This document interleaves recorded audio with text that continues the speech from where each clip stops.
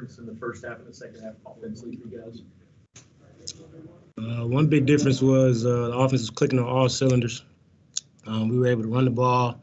We were having way more explosive plays. In the second half, we didn't really have too many explosive plays, but again, we were able to still move the ball, get downfield, and make adjustments and win in the second half. Coach said he thought it was more what you all were doing in the second half and maybe the execution.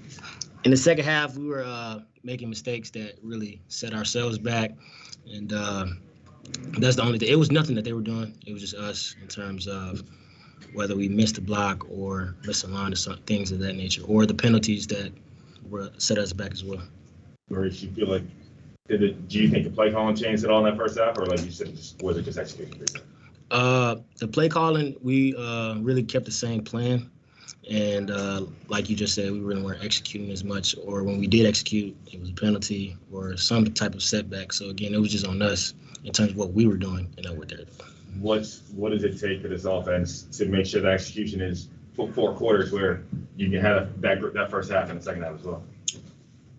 I would say take out the mental mistakes that we have on offense in the second half, and then being able to keep those explosive plays on the board, because, again, explosive plays win games, and we just got to keep the ball rolling in terms of keeping the momentum and not letting our own mistakes set us back.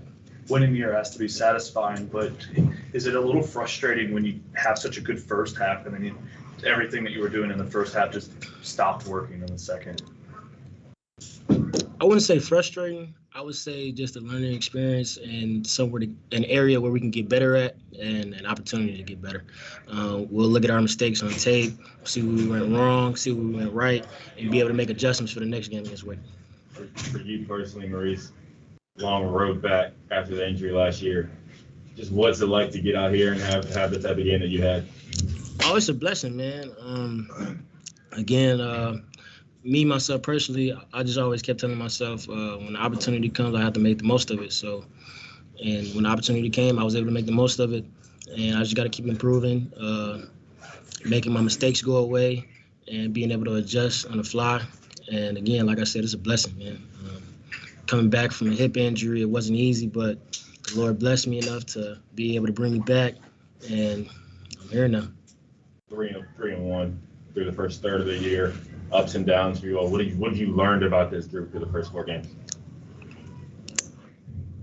I've learned that we're not going to quit, whether it be against Ole Miss or any of the teams that we played against. We haven't quit yet, and that's what I love about this team. We keep fighting until the last second, until the last down. So that's what I've learned. Anything else? Maurice, thank you, bud. Appreciate y'all, man. Y'all have a great